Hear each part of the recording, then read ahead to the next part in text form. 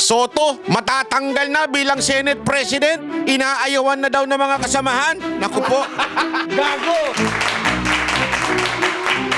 Kasi naman mga kababayan, itong si Soto, inaraw-araw na talaga yung pagiging... Gago! Nung isang araw, ayaw galangin ng Supreme Court at kesyo palitan daw yung konstitusyon. This time around, yung tungkol naman sa hirit niya sa China, naku talaga, oo. Gago! Matagal na ba itong ganire? O ngayon lang at tila iniulyanin na. Anyway, alam mo, pag-usapan natin yan kasi meron tayong nasagap na balita na meron daw ng umaayaw sa kanya. Dahil nga daw sa pagiging parang anggulo na, parang nilalaglag niya ng mga senador. Parang iniisip niya lang ay sarili niya. Kayong mga senador naman, kung kayo ay nasa tamang katinuan pa, baka naman makapag-isip-isip kayo na palitan nyo na yung leader nyo kasi nasisira ng integridad ng Senado, bumababa na yung trust ng mga Pilipino dyan sa Senado dahil dyan sa inyong Senate President. Alam mo, kung walang delikadesa itong si Soto, baka naman pwede nyo nang palitan dahil nasa sa inyo naman yan di ba? Yung trust and confidence ng mga kasamahan niya. Balita ko naman, talagang marami nang umaayaw sa kanya. Aba. Anyway, tingnan natin sa mga darating na araw, at tingnan natin kung matitiis pa ng mga senador yung mga kabobohan nito ni Soto. Naku po, grabe. Gago! Tingnan natin mga kababayan kung talaga bang merong siyang na umuugong na pagpapalit dyan sa Senado. Pero alam nyo mga kababayan, bago yan, balikan lang natin itong latest bubo niya. Itong kanyang latest na sablay dito po sa nangyari mismo sa sa Senado nung nakaraang parabagang debate tungkol dito sa resolusyon na ipinapasa nila patungkol sa China. Panoorin po natin ito Yung bang China, meron silang coordinates? May coordinates ba? Wala Tayo nga, may baseline survey law Nako. Sila wala Kung ano mangkinin kanila So, I want to find out where are the coordinates of China in the West Philippine Sea. Ayan po yung mapa ng China. Makikita po ninyo yung 6.1. Yan po ay nakatala doon sa International Hieroglyphics Organization or S23. Lahat po ng coordinates nandyan. Yun lang, patay tayo dyan. Gago! Kahapon, pinoint out ko na sablay na nga po yung kanyang hirit na coordinates. Sablay na nga Bakit to kasablay? Una sa lahat, ang pinag-uusapan natin dito, yung coordinates natin.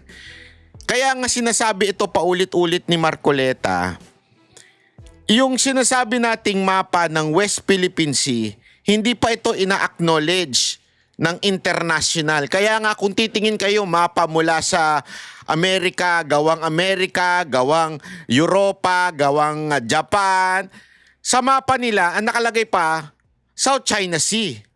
Kasi nga yun ang ina-acknowledge ng international body na ito'y South China Sea. Okay? Dahil hindi tayo nagsasubmit ng coordinate natin. Yun yung sinasabi ni Marcoleta Bago natin ipaglaban kung ano mang desisyon dyan, gumuhit na tayo. Ito sabihin natin, at hindi lang gumuhit kasi ganun daw yung ginawa nung nakaraang Congress Ibig sabihin yung nakaraang Senate, yun daw yung ginawa, pinagtalunan pa daw nila ng ilang oras yung kay Tolentino. Hindi yun ang punto Kasi pagdating sa foreign issues, hindi pa pwedeng gagawa lang tayo ng batas at aangkin lang, sasabihin natin, atin to, gagawa lang tayo ng batas at sasabihin natin, hindi, ito yung aming batas, amin yan, ganito yan. Hindi pa pwedeng ganon. Dapat sinasagmit yan sa UN at ito sinasabi natin, ito yung aming linya. Kasi, ganon nga yung ginawa ng China. At eventually, sinabi na parang hindi tama yan. Hindi yan. So dapat tayo, mag-submit din tayo doon sa body at sabihin natin, oy, ito yung mapa namin. At ito ang dahilan kung bakit sinasabi naming amin ito. Yun yung sinasabi ni Marcoleta. Tapos biglang hihirit si Soto kahapon na sinabi niya hindi, ano lang yan, bakit? Yung China ba meron na coordinates? Alam mo mga kababaya, wala naman po masama maging bobot at saka tanga. Sa totoo lang hindi ko sinasabing bobo, tanga si Soto Sa buhay, lagi ko to sinasabi sa lahat ng mga tao. Tayo po ay merong kakulangan sa mga kaalaman, di ba? Walang problema yun Normal naman na hindi mo alam ang lahat ng bagay. Pero kung alam mo na nga hindi mo alam ang lahat ng bagay, dalawang bagay ang wag mong gagawin. Hindi, dalawang bagay ang importante pala. Number 1, wag kang magmarunong kung hindi mo alam. Okay? Kung medyo hindi ka naman eksperto sa bagay niya, wag kang magmagaling, wag kang magmarunong. Pangalawa, hindi mo na nga alam, mag-research ka. Ang problema dito kay Soto, yung dalawang pointers na yon, pareho niyang dinisregard. Ano yon? Yung wag ka magmagaling, nagmagaling siya. Hindi siya dapat mag-research ka, hindi siya nag-research. Kaya tuloy ito nangyari sa kanya. Kaya nga po pinoproblema natin, hanggang ngayon, wala pa po tayong ganyan. Kasi bago po tayo makapagpatala ng ating sariling pangalan ng dagat, katulad ng West Philippine Sea, hindi lamang po declaration ang kailangan natin Kasi yan yung ginawa ng Senado. Yan pa yung tumatawa-tawa pa sila Subiri, sinasabi na, hindi, pinag-usapan na namin yan Pati si JB nakikisali sa tawa, nakikita ko sa background. Hindi, napag-usapan na, napagdebatehan na namin yan. Matagal na yan Yan yung last Congress pa Di ba, pinag-usapan na namin yan, bla bla bla bla bla bla. Oo, hindi yun ang issue doon yung tayo nag-declare. Hindi. Kailangan natin itong isubmit sa international organization na kung saan ay ina-acknowledge nila dapat yun.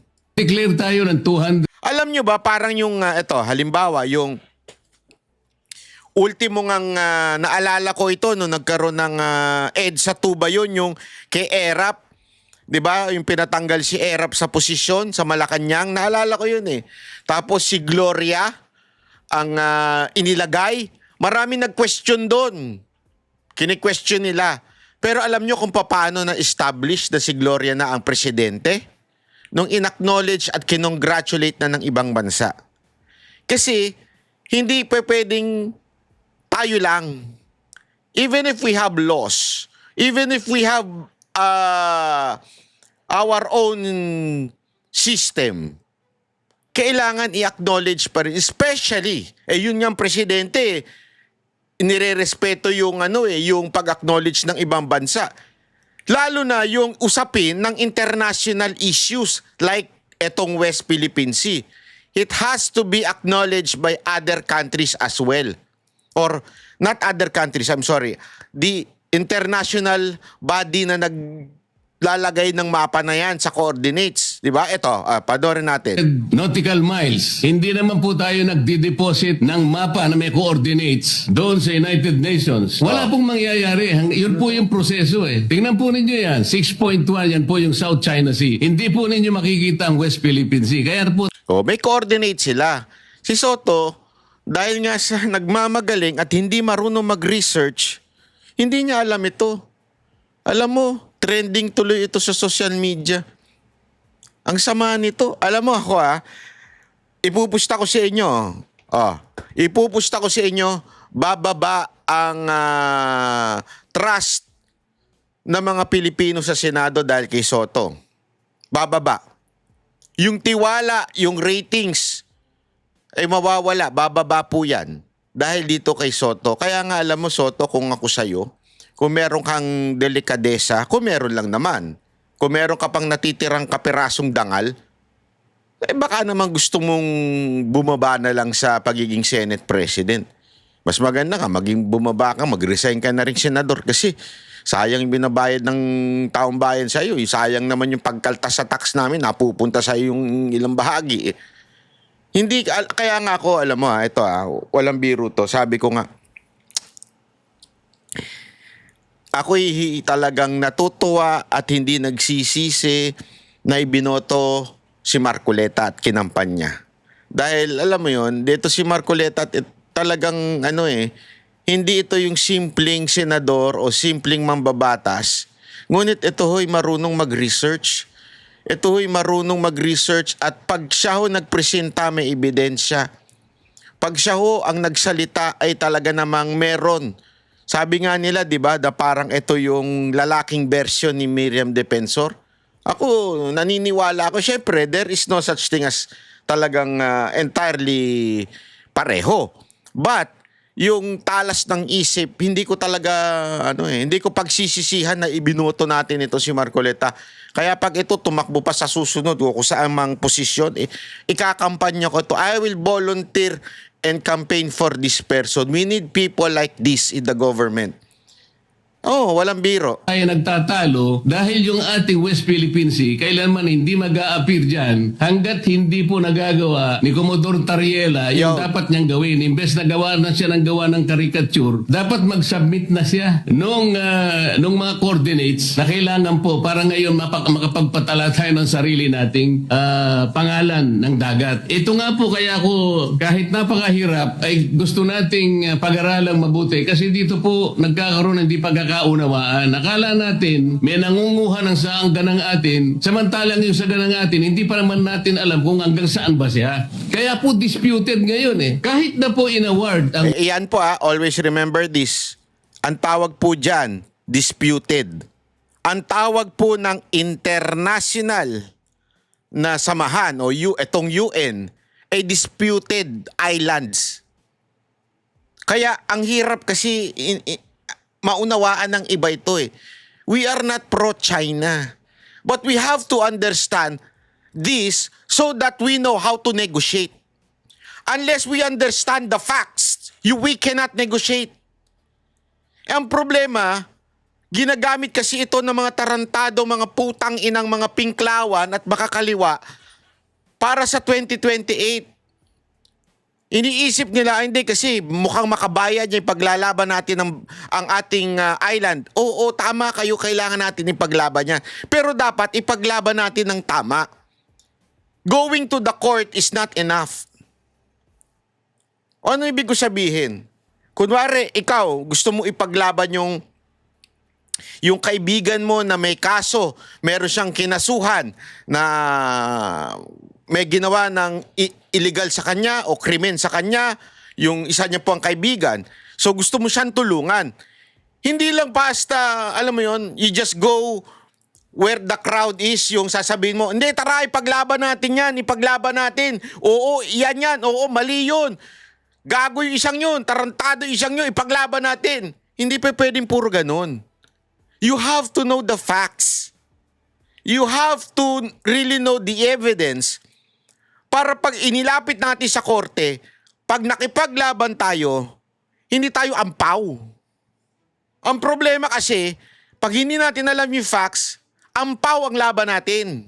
Yun yung sinasabi ni Marcoleta dito. Itala natin sa UN yung coordinates para pag tayo talaga nakikipaglaban, nakikipag-negotiate, we can do that. And problema, dahil nga sabi ko nga diba sa inyo, a lie mention once is a lie. But a lie, o yung kasinungalingan, repeated many times, it's going to be the truth. Ang problema nangyayari ngayon, lagi yung, hindi, di ba nanalo na tayo sa arbiter ruling, nanalo na tayo, hindi yun eh. Hindi po yun ang kahulugan nun. Kaya ang hirap maunawaan ng iba na para bagang ano ba talaga? Atin yan. Oo, atin naman talaga yan. Kaya dapat nga nating ipaglaban ng tama. Yun ang sinasabi ni Marcoleta. West Philippine Sea o yung ating exclusive economic zone, it's still a disputable waters. Dahil nga, wala pa tayong coordinates na isasubmit na nire-require po sa atin. Yung EEZ, ulitin natin ibig sabihin tayo yung merong kasi ang akala ng iba, ang sinabi ng arbiter ruling, atin yan. Hindi sinabi ng arbiter ruling yon. Ang sinabi na EEZ natin yan. Etong bahagi na ito. Ibig sabihin, ikaw may karapatan sa isda, ikaw may karapatan sa Pero hindi sa'yo yan. Kasi walang may pwedeng magmay-ari ng karagatan. Ngayon, kaya nga nagiging disputed dahil may island, mali po ang China. Ako naniniwala, mali. Dahil nagtayo sila ng doon, ng sabi nila, mga istruktura. Tama, mali sila. Kaya tamang ipaglaban natin yun. Pero dapat alam natin kung paano natin ito ipaglalaban. Ang problema, yung iba sakay lang na sakay, hindi naman alam, katulad na lang nito ni Soto, yung mga hirit niya sablay. Kaya tuloy, naiinis na nga yung mga ibang senador dahil number 1, nilalaglag niya yung kapwa niya senador. Number 2, puro sablay na siya sa mga statement niya. Mantakin mo, ito yung statement niya as a Senate President, ang statement niya mali ang Supreme Court, kailangan baguhin ng konstitusyon na, kung ganyan din naman, hindi pwedeng manghimasok ang Supreme Court sa anumang rules na ginawa ng Congress, hindi pwede yun. Kahit sinong matinong abogado, magsasabi, the final arbiter sa lahat ng bagay pagdating sa interpretasyon ng batas, walang iba kung hindi Supreme Court. That's the final arbiter. Pag sinabi mong final na yun. Even if you do not agree, it is still final. Diba? Napakalinaw po nun. So sumablay na naman si Soto doon. Sablay na naman ang hirit niya. Tapos, meron pang lumabas na statement na tila nilalaglag niya na. Bakit? Ipapaliwanag ko sa inyo unya-unya. Ipapaliwanag ko sa inyo kung bakit tila nilalaglag ni Soto yung ibang mga senador. Pero bago yan, yung balita muna na nilalaglag niya. Lumutang ang pangalan ni... Oh, by the way, Highway, baka naman pwede mag-subscribe kayo magpa-member kung kayo ay merong gustong suportahan itong channel natin na magpa-member po tayo. Pero okay lang din kahit subscribe. Importante, subscribe and i-share nyo itong video natin. Senadora Loren Legarda kaugnay ng usap-usapang mapalitan ng liderato ng Senado. Kinausap na siya ni Senate President Tito Soto na nagsabing posible pang madagdagan sila sa mayorya. Nakatutok si Ian Cruz. Ma'am, tiko ang bibig ni Senadora Loren Legarda nang tanungin kanina ukol sa mga usap-usapang maaaring magkaroon ng unang babaeng Senate President ng Senado ng Pilipinas kapag nagkaroon ng palitan ng liderato. Ma'am, may sinasabi po na kayo daw yung magiging next na SP na babae po. Ano pong masasabi niyo doon, ma'am? May meeting. Nang pigain kung meron bang kumakausap sa kanya, ang sagot ng senadora, Ang daming kumakausap sa akin araw-araw. Pag-iisipan ko yung tinanong mo kasi nabasa ko yung news. si Senate President Tito Soto sinabing nakausap niya si Senadora Legarda at sinabi raw sa kanya na inalok nga itong maging Senate President. Pero ayaw ng idetalye ng pinuno ng Senado ang napag-usapan nila. Ang pinakamahalaga raw, Pinakamaganda, sinabi niya hindi siya interesado. Yan ang masasabi ko. Okay? sa isang post, kinuligsa ni Senate President Pro Tempore Ping Lacson ang anyay malisyosong naratibo na nag-uugnay kay Senadora Legarda sa umano'y tangkang pagpapalit ng liderato sa Senado. Ani Lacson, ang hakbang para mahikayat si Legarda sa pagpapalit ng liderato ay nabigo at ang mga nasa likod daw nito ay nagkakalat ng kasinungalingan na nagboluntaryo umano ng senadora para tulungan silang makakuha ng suporta. Una-una ako ay totally disagree na si Legarda ang gawing Senate President. Honestly, pasensya na pero dapat manggaling sa minority. Talagang change. If you really want to have change, you really have to change. Hindi pa pwedeng, kalahati lang ang palitan natin. Parang ganito yan. Di ba gusto mong mag-change oil? Change oil sa sasakyan. Hindi pa pwedeng, ganito na lang gawin natin siguro, no? Para medyo matipid at compromise tayo, no? Kalahati, bawasan mo. Tapos kalahati, yung bago ilagay natin. Alam mo, mangyayari nung ganun pa rin. Kaya dapat, kung gusto nyo talaga ng total change sa Senate, yung imahe ng Senado, i-change mo talaga yung the entire leadership. Diba? Talaga manggaling from the minority. Hindi yung manggagaling Dahil dito sa, hindi, compromise tayo. Kasi si Legarda, from majority pa rin yan eh. So ako, I do not agree. Sana, kayong mga senador dyan, wag naman sana yan. Kasi pareho lang eh. Wala naman magbabago ko siya eh. Mas maganda manggaling talaga sa minority ito. Sino nga ba ang pasimuno ng pagbabago ng liderato sa Senado? Minority. Sa kasalukuyan, 15 senador ang miyembro ng majority bloc, kabilang dyan si Legarda. Siyam naman ang miyembro ng minorya. Para maging mayorya, kailangang may magkakaanib ng di bababa sa 13 senador. Nang tanungin kahapon si Senate Minority Leader Alan Peter Cayetano ukol sa change of leadership, sinabi nitong hindi pa ngayon. Pero mayroon kumakausap sa mga senador, sir? No, we're in the minority. So of course we want to be in the majority. Okay. Diba? That was never a secret. Diba? Sila, they were in the minority, they got to the majority. But when they got there, everyone was happy, giving them a try. They have their victories, they have their faults. So it's really, do you get 13 people of like minds? But as of today, wala pa yung 13 na yan or yung 13 hindi present. Ang isa sa miyembro ng minorya ni Senador Robin Padilla, sinabing kung sakali Tingnan nyo ito kung papaano nila dinudumihan o para bagang pinalalabas na ang motibo sa pagbabago ay just to protect BP Sara Duterte. Tingnan nyo ito Dito halatang halata itong kung sino man yung nagtatanong na media dito eh. magkaroon ng pagnanais Malamang nautusan to na ewan ko. para sa pagbabago ng liderato, maaari raw ito sa usapin ng impeachment ni Vice President Sara Duterte. From the minority.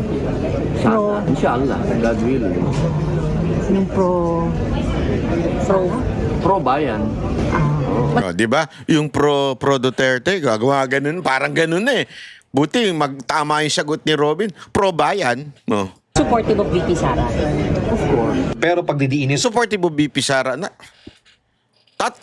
ayun yung nakakabuisit no? Tatanong po pa, hindi ba halata na si Robin at saka yung mga kasamahan niya BP Sara Duterte? Kilala nyo kung sino yung babae na nagsalita na yun. Halatang may karga Alam mo yung may karga? Obvious naman Obvious naman kung bakit ano sito mga minority. Pero ba't may kailangan itanong sa kalagitnaan o sa ugong na magpapalit ang Senado? Parang kinukulayan mo na para papalitan yan para to protect BP Sara on impeachment. Ganun ang dating buo ang majority bloc at katunayan, baka nga raw madagdagan pa sila. Ang buong majority namin very solid. As a matter of fact, baka mga dalawa sa mga hindi namin kasama dati, baka mapasama ko Para sa GMA Integrated News, Ian Cruz nakatutok, 24 oras. Agoy, halatang halata yung karga ng media dito sa mga ganitong balita Nakakairita lang kasi alam nyo mga kababayan. Hindi 'yun ang dahilan. Secondary actually, sabi nga nung iba baka na hindi na pumasa yan sa Kamara, 'di ba? Mismong yung isang congressman na nasa majority sinabi, wala namang gana na yung mga na itulak pa yang sa impeachment ni BP Sara Duterte. May ganun So, wala doon ang issue. Ang issue dito talaga yung mga palpak na sinasabi ni Soto to the point, ito ang pinakamatinding palpak Aside from dun sa China, dun sa Constitution, ni Soto, ang pinakapalpak talaga yung ginagawa niya in handling the issue of flood control. Yun talaga ang pinaka-problema dito Yung flood control issue na skandal na napakaraming na nagtuturo na kay Romualdez at kay Marcos doon sa flood control scandal, and yet ang papakasuhan pa nila o yung kanilang irerekomenda ay walang iba kung hindi yung kapwa senador nila. Eto, papakita ko sa inyo Ay, sorry, yan. Ayan po yun. Kung makikita nyo dyan, lakihan natin Ayan. So kung makikita nyo dyan, pinapakasuhan etong tatlo. Nire-recommend for filing of administrative cases kay Ejercito, kay Joel Villanueva at kay Escudero. Kung nandito pa siguro si Bong Revilla, malamang ngayon kinasuhan naman na, 'di ba? Sigurado to, sasama nila 'yan eh. Pero magtataka ka, bakit eto mga to ang pinapakasuhan? 'Di ba? Magtataka ka eh. Alam niyo kung bakit?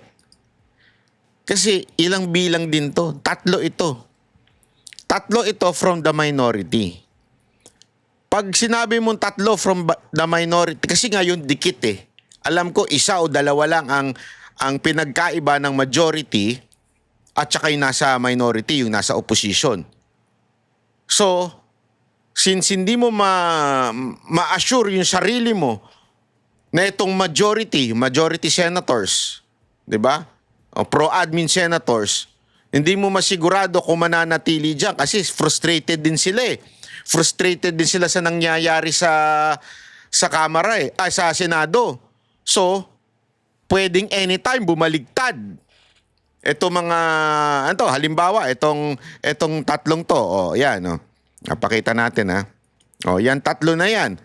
Binabawi nila yung kanilang suporta doon sa si Subiri, si Ejercito at saka si Gatchalian. So we understand that there are still addition or amendments to the draft committee reported to the Committee on Accountability of Public Officials and Officers and Investigators on the issue of corrupt on the flood control. So in this regard, the undersigned would like to withdraw our signature. So ibig sabihin, nag-withdraw sila ng suporta dun sa recommendation ni Lacson. Tandaan natin when we say Lacson, ano yan? Team up yan sila ni Soto. So ibig sabihin, may mga alam mo yon, may mga hindi satisfied. 'Di ba? Hindi ko sinasabing itong tatlo na to ang babaligtad hindi ko sinasabi yon. Pero from the majority, kitang-kita mo na merong mga alanganin na ang suporta dito kay Soto. So, what do I mean? Simple lang po, ladies and gentlemen. Para mabawasan, bawasan din natin ng tatlo. Yung kabila. Hindi naman nila eksakto yon. Pero, bawasan natin para mas yung chances na tayo ay hindi mapalitan, natin yan. I-recommend natin. Tandaan nyo, administrative cases sa ombudsman. So, ibig sabihin po niya, ladies and gentlemen, maaari silang matanggal sa Senado. Diba? Pwede. Kasi pwede yan. Pag nakasuhan yan, magiging, alam mo yun, kung hindi man, kasi siyempre, ilalaban nila yan alam ko, ilalaban nila yan. Pero kung hindi man, makasuhan o matanggal sa Senado, the mere fact na nakasuhan o di kaya nahusgahan, magkakaroon na ng fear factor o takot, ika nga, doon sa mga kapwa pa nila senador na nasa oposisyon. Ganun labanan nyo kami. O sige, pag nilabanan nyo kami, ito mapapala ninyo, ito makukuha ninyo. Ito ang aabutin ninyo pag kayo lumaban sa amin. Yun ang doon, yun ang siste doon, yun ang mangyayari doon. Di ba? Ito tandaan natin, it's a bigger picture. Kasi kitang-kita na nga, from the very start, unang-unang nag-testify. Si Diskaya, tinuturo si Martin Romualdez. Si Gutesa, tinuturo din si Martin Romualdez at yung Malacanang. Tandaan nyo, nagtutugma-tugma ito mga ito Sino pa susunod? Si Zaldico na mismo. Dinawit na buong pamilya. Kitang-kita mo na. Pinigilan nga siya, di ba? Pinigilan siyang magsalita doon sa hearing na supposedly dapat siya ang kaya lang dahil nga naman alam mo na pagka hindi ka sumunod sa script, baksi ka, sibak ka, di ba? So ganun na nangyayari. Pero kitang-kita natin na talagang Senado ay walang kinalaman. Nagbago na lang ito nung binitbit na ni Remulla etong yung Bernardo. Pero nung una, it all points to Romualdez. Pero anong ginagawa ni Soto? Aba, itong Soto and Lacson tandem, anong ginagawa nila? Idamay, ituro, itong tatlo. Nagtuturo ngayon sila sa mga kasama nilalaglag nila dahil lang gusto nilang, I don't know, if gusto ba nilang ma-retain sa pagiging leader diyan sa Senate. Kita nyo na. Halatang halata yung galawan nila di ba po? Sabi ko nga sa inyo yung mga ganitong galaw, hindi po ito basta-basta mawawala sa radar ng mga Pilipino. Obvious na obvious yung nangyayari ngayon sa Senado. At the same time, tingnan naman natin yung Kamara dahil meron ding katarantaduhan nangyayari dyan sa Kamara ngayon Eto. Alam mo, natatawa ko kasi nung isang araw, di ba yung impeachment na ipasa na yung kay Marcos. Tapos, may isang bibida-bida. Ito, parang si Soto rin to style nito Hindi ko alam bakit ganun, Pag namumuti na yung buhok, medyo iba na yung takbo ng utak, no? Kaya na lang din nagpakalbo ko para hindi na mamuti yung buhok ko sa ulo. Ito na lang ang namumuti, Pero bakit ganun talaga? Ito, isa pa to Ito, isa pang sablay to panoorin natin to Wait lang Chotomate. Ito. Dahil nga no isang araw, sinabing merong bigat yung substance yung impeachment ni Marcos. Aba, may isang nagbida-bida. I therefore would like to walk out of this hearing right now. Wow! Kala mo may integridad, tinawanan ka ng mga katabi mo. Mga kakampi niya to, Alam mo, dapat hindi ka mag-walk out dyan. Dapat mag-walk out ka doon sa pagiging congressman mo. Bakit? Di ka naman nanalo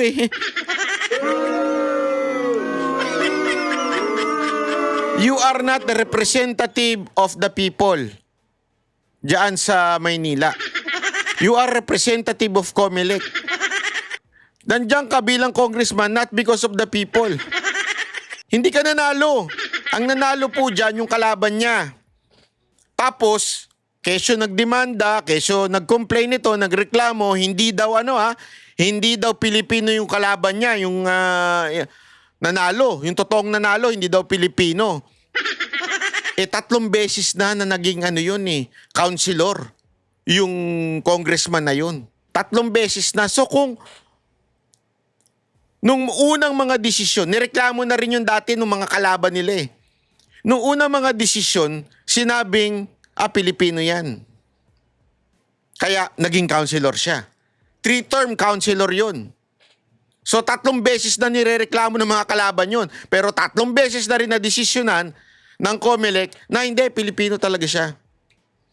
Tapos all of a sudden, biglang ngayon sasabihin, hindi siya Pilipino. Comelec, ano to? Kaya naupo etong si Abante. So sa madaling salita, hindi talaga nanalo si Abante. Ang panalo yung kalaban niya. Kaya ito'y resulta hindi ng boto ng mga Pilipino o ng mga taga-Maynila, pero boto ng Comelec. Di ba? Kadiri,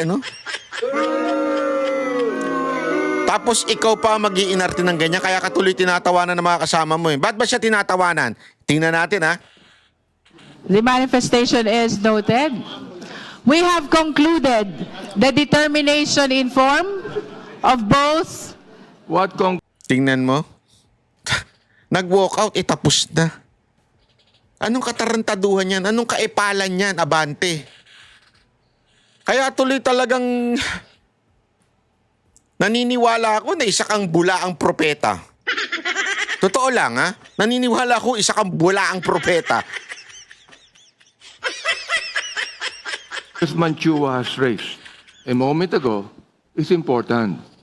Now, we are not talking about any fast rules here.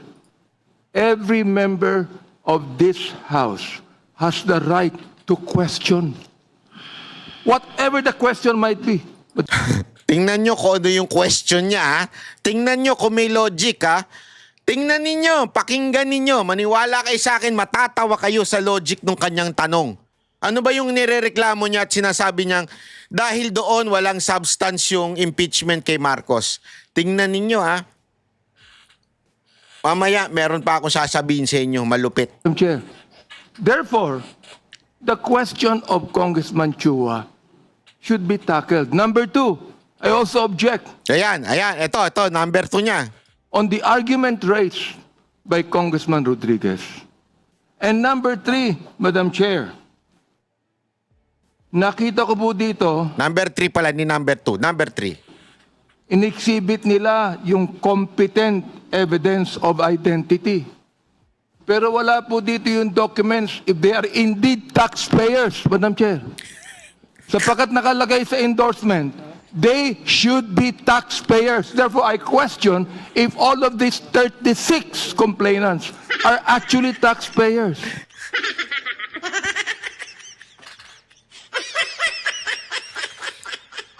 Talagang yun lang yung naisip niya. Taxpayer ba yan?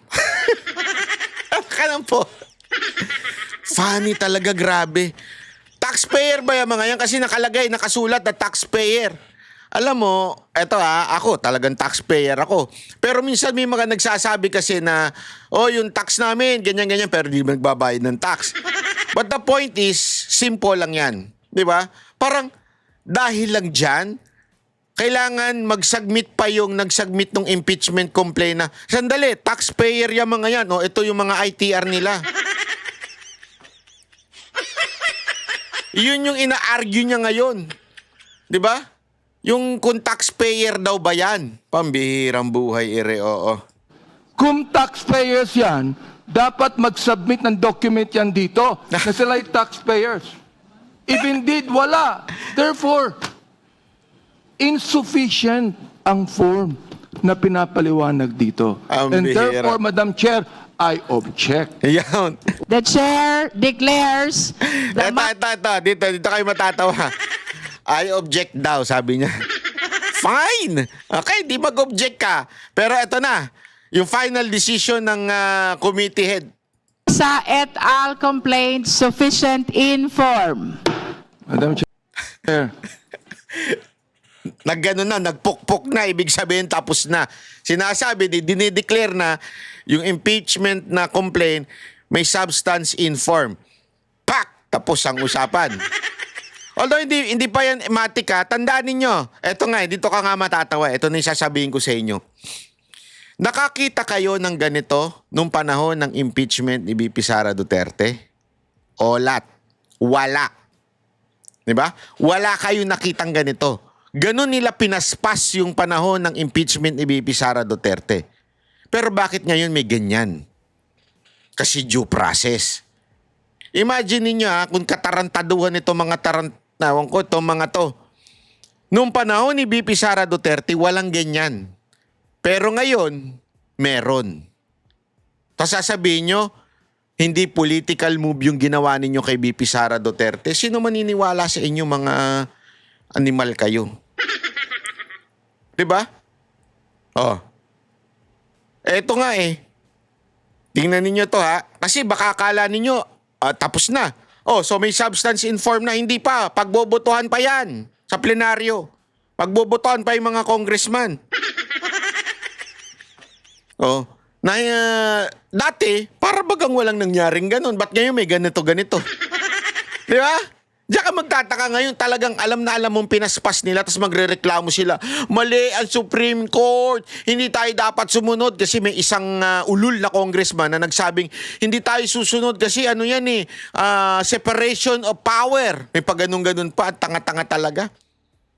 Ang separation of power, oo, pero yung function, hindi. Ano ibig sabihin nun? Ang Supreme Court, ang ultimate interpreter of the law.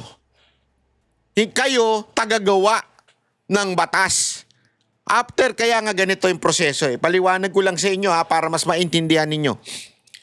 Di ba, gagawa ng batas ang Kamara at ang Senado, tapos pag-uusapan sa BICAM yan hanggang pag naipasa yan, pipirma ng Presidente. Okay? Ibig sabihin, pag pinirma ng Presidente, i-execute niya na. Kasi nga, siya ang executing power, yung nag-execute. Ibig sabihin, nagpapatupad sa Tagalog. Gagawang batas ang Senado at Congress, yung House of Representatives, pipirma ng Presidente para maging batas na at i-execute niya na yon. During that period, nagkakaroon ng deliberation, pagtatalo, debate, tungkol sa mga batas, hindi pwedeng makialam ang Supreme Court o yung judicial branch of the government. Hindi sila pwedeng makialam doon dahil trabaho ng mga congressman ipasayan. Gumawa ng batas. Trabaho nila yun. Yun yung separation of power.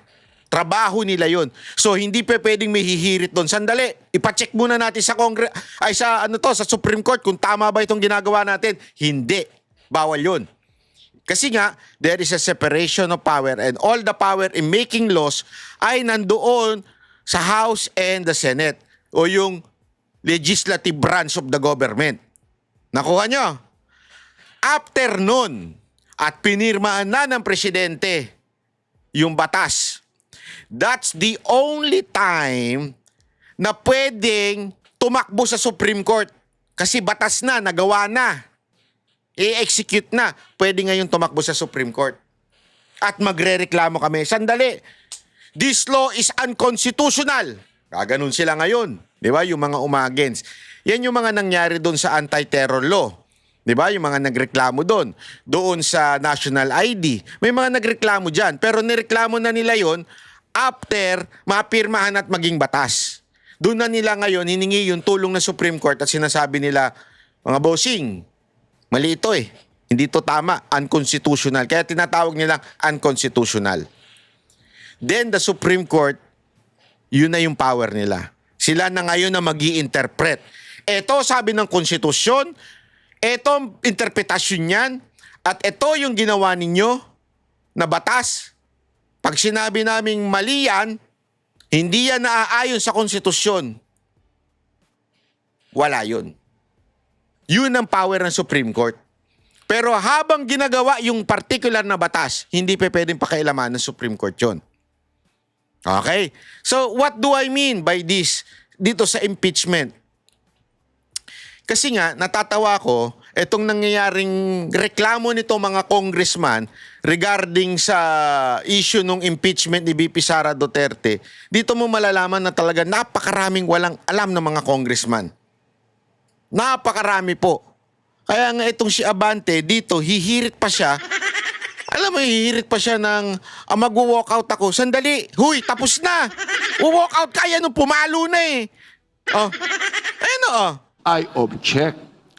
The chair declares the Masa et al. Complaint sufficient in form. Pak, decision na yon. Biglang may papasok, Madam Chair. The Honorable Abante. It is very clear that there is insufficiency in form. Very clear po yan. And I'm so glad for the rest of those, my colleagues, that supported my objection. And therefore, realizing that this is actually an exercise in futility and a waste of the people's money, I therefore would like to walk out of this hearing right now. Walk out niya, nagpaalam pa. Nga walk out eh. Eto ganito kaano tong tao nito. Nagpaalam siya na mag-walk out plus tapos na. Mag-walk out ka, tapos na. Ewan ko ba kung anong klaseng meron tong tao na to. Magsama kayo ni Soto. Ha? Magdebate kayong dalawa. Kung sino mas tanga sa inyong dalawa. Naku, magagalit na naman ito pag sinabi yan siya ng ganun. Hindi ko naman sinabing tanga ka eh. Ang sinasabi ko, kung sino sa inyo ang tanga ni Soto. Tanungin nyo isa't isa.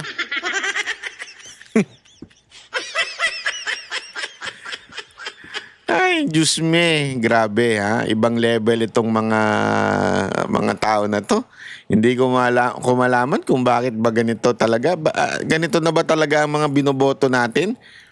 Nakakalungkot kung puro ganito yung mga binoboto natin, mga kababayan. This is something na very, very disturbing. Di ba? Very disturbing kung ganito ang mga binoboto nating mga politiko. Tinatawanan ka na nga eh. The manifestation is noted. We have concluded the determination in form of both the Jesus complaint and Masa et al. Complaint.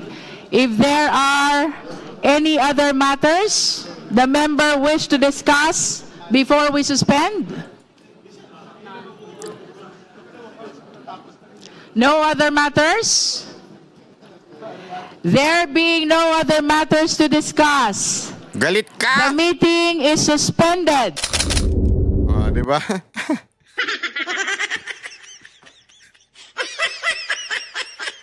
Tapos magagalit kay BP Sara Duterte kung bakit ang baba ng trust rating ng mga kalaban niya.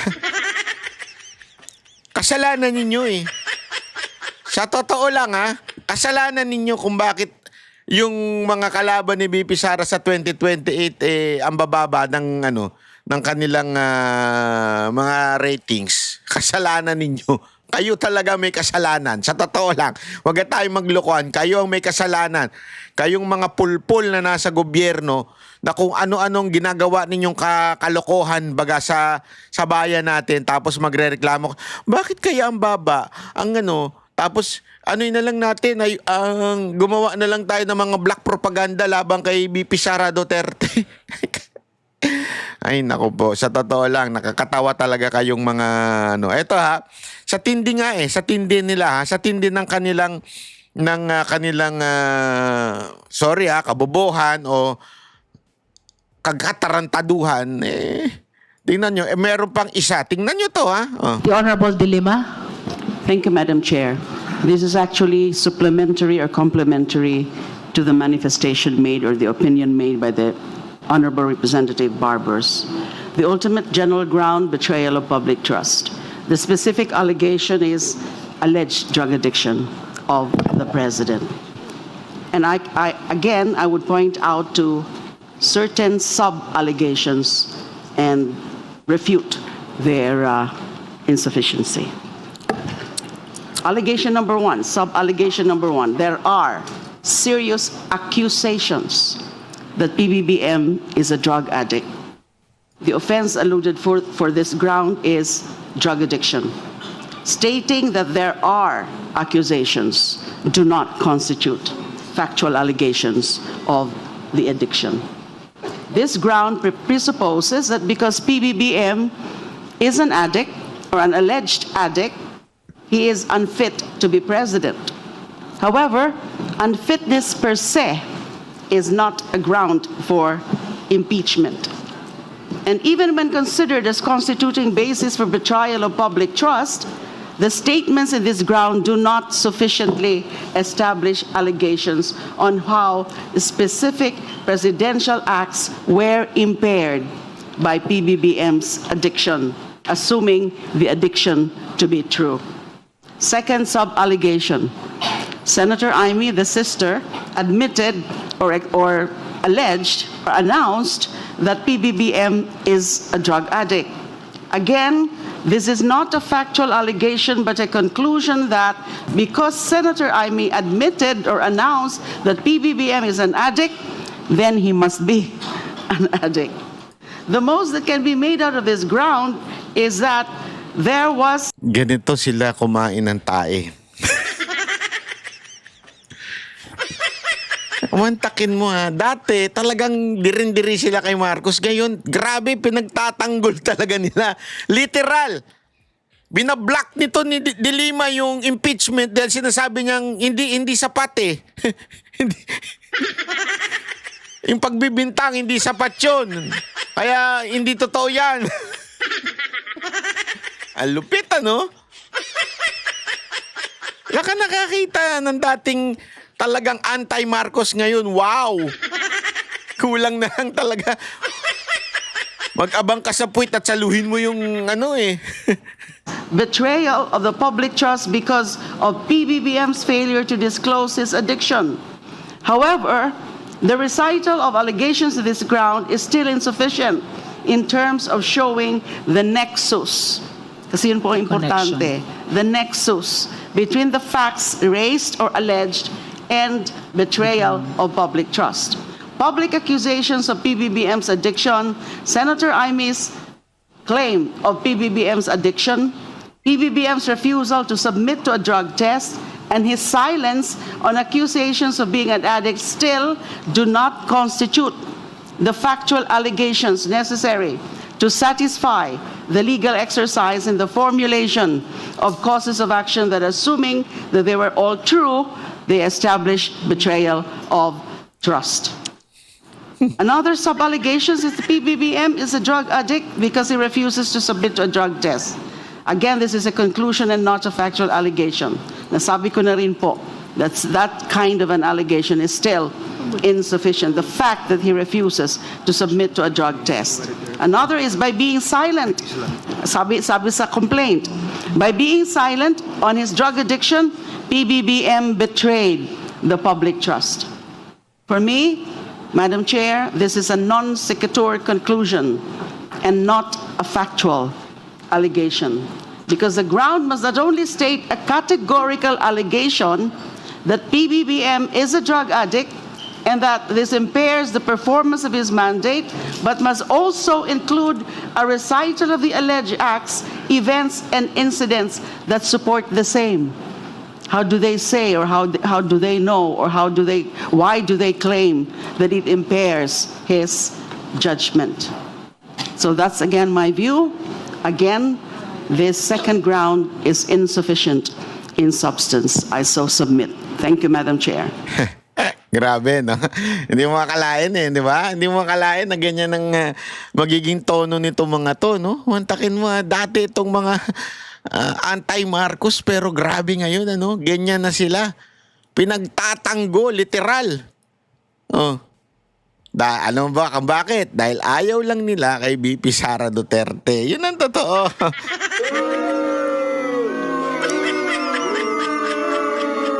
Hindi talaga para sa bayan. Kung hindi dahil ayaw lang nila kay BP Sara Duterte. Yun ang tunay na dahilan. Huwag na tayo maglukuhan.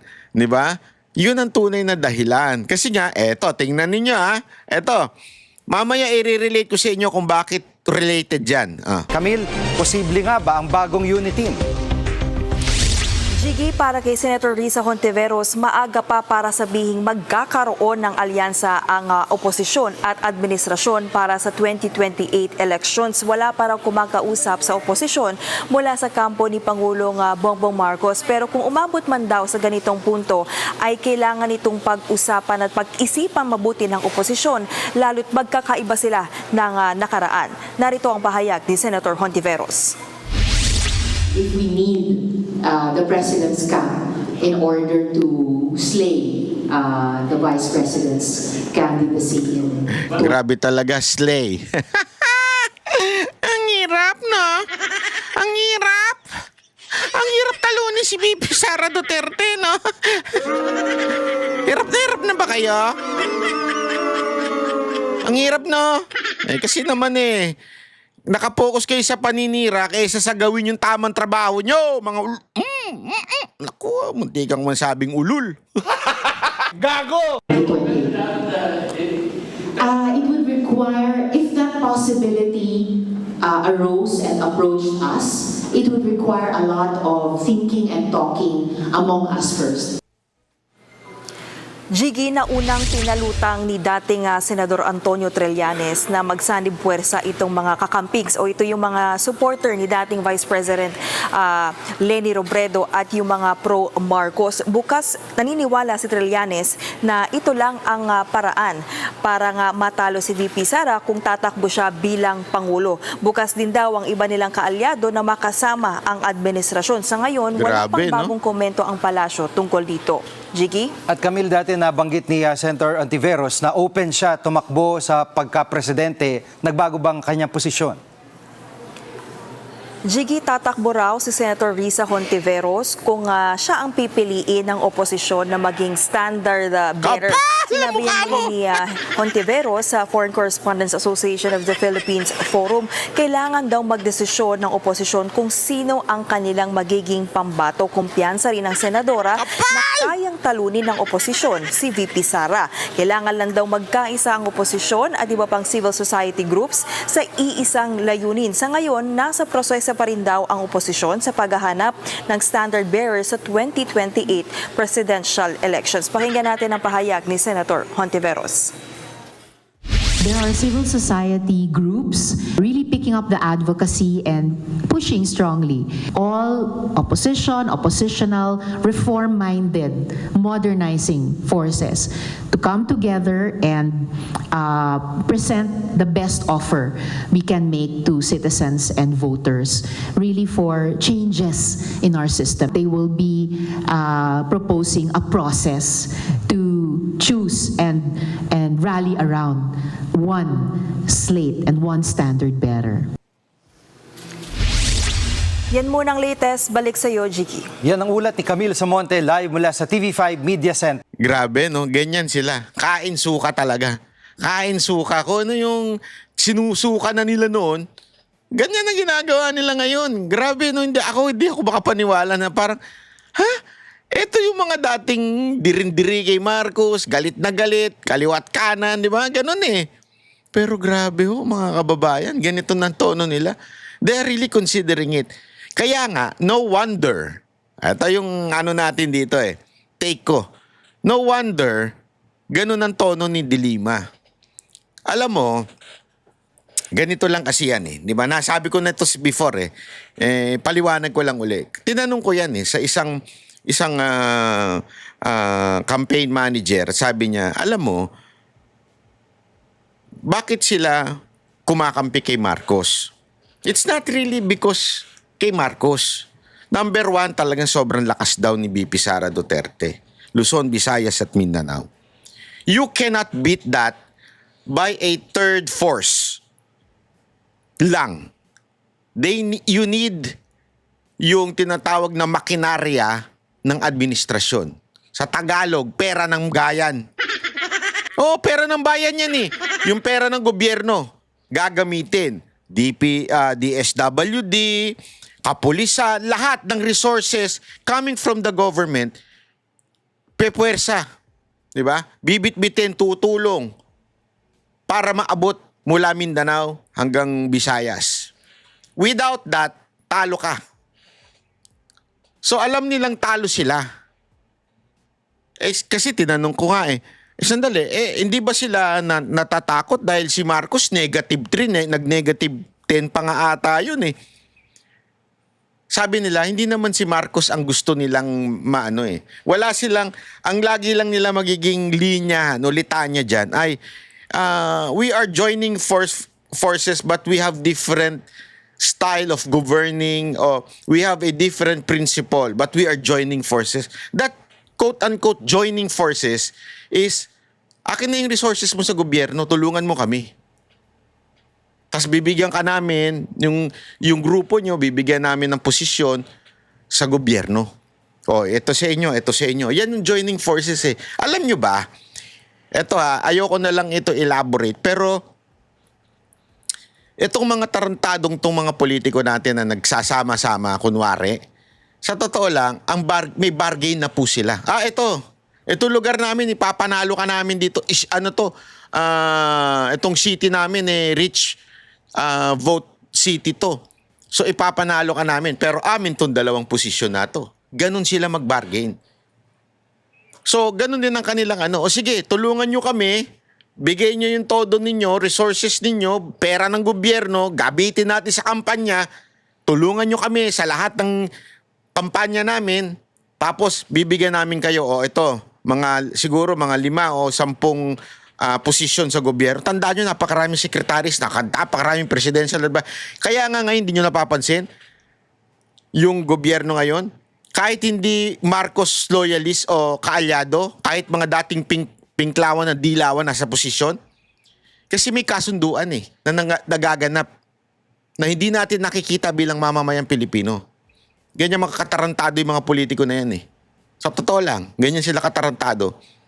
Tapos, yung alyansa na sinasabi na yan, yung mga ganyan-ganyan nila, sa totoo lang, hindi because of principle. Kung hindi, pakinabang sa isa't isa, gamitan sa isa't isa. And they need to do that. Kainin yung prinsipyo kuno nila o yung kanilang pinaglalaban just for the sake of manalo sila. I mean, kung tinawag mo ng diktador yan noon, tinawag niyong magnanakaw yan noon, tapos makikipag-alyansa kayo, anong kagaguhan yan? Anong klaseng prinsipyo meron kayo? Tandaan niyo, tinawag niyong korap yan noon, nung 2022, yung nangangampanya. Tapos ngayon, ganyan? Anong katarantaduhan yan? Kaya dito mo malalaman na yung mga katulad nila Ontiveros, walang prinsipyo yan. Power lang yan. They want to remain in power. That's why. Kasi, eto di mo mapansin, bakit nasa majority siya? Sa Senate. And yet, dati anti-Marcos siya mga ulol na yan. May deal eh. O ito si De Lima. Bakit ganyan ang tono ngayon? Dati galit ng galit sa mga Marcos din yan. Yung grupo ng mga yan. May deal eh. Kaya alam mo mga kababayan, eto, dito mo malalaman na ito mga to hindi talaga dapat na nasa gobyerno dahil walang mga prinsipyo. Walang bayag. The only person na nakita kong merong talagang prinsipyo at walang pakialam kung sino masagasaan, si Pangulong Duterte. Ang mga Duterte, si VP Sara Duterte, walang pakialam niya. Pag may gusto silang sagasaan, sasagasaan nila. Basta alam nilang hindi makakatulong sa bayan. Ganyan ang mga Duterte. Kaya nagustuhan ng taong bayan itong mga to eh. Dahil kinalaban pati mga oligark. Maniwala kayo sa akin, noong palang, sabi ko nga sa inyo, hindi ko na lang papangalanan, pero meron isang oligark. Noong panahon na nanalo si President Duterte, isa kami sa pumunta sa Davao para mag-abot ng hinaing ng mga Pilipino. Naalala nyo yun? May video yun eh. Diba? Nag-abot kami humingi ng nag-survey si Mocha, ano yung gusto ninyo from the president? Yung new president, naging presidente na. President-elect pa lang si Pangulong Duterte. Tapos sumulat, gumawa si Mocha. 10 requests from the people. Tapos pumila kami sa Davao. Talagang mula hapon hanggang gabi, nandun kami, pumipila kami. At may mga nakita kaming oligark na nakapila sa labas. As in, pantay-pantay kami. Doon ka makakakita ng pantay-pantay. Yung mga oligark, punong-puno sila ng security nila. Pero pumipila sila sa labas. Kasi nga, walang ganun kay Pangulong Duterte. Pila ka dyan. Pumantay ka. Hindi pa pwedeng, pila ka.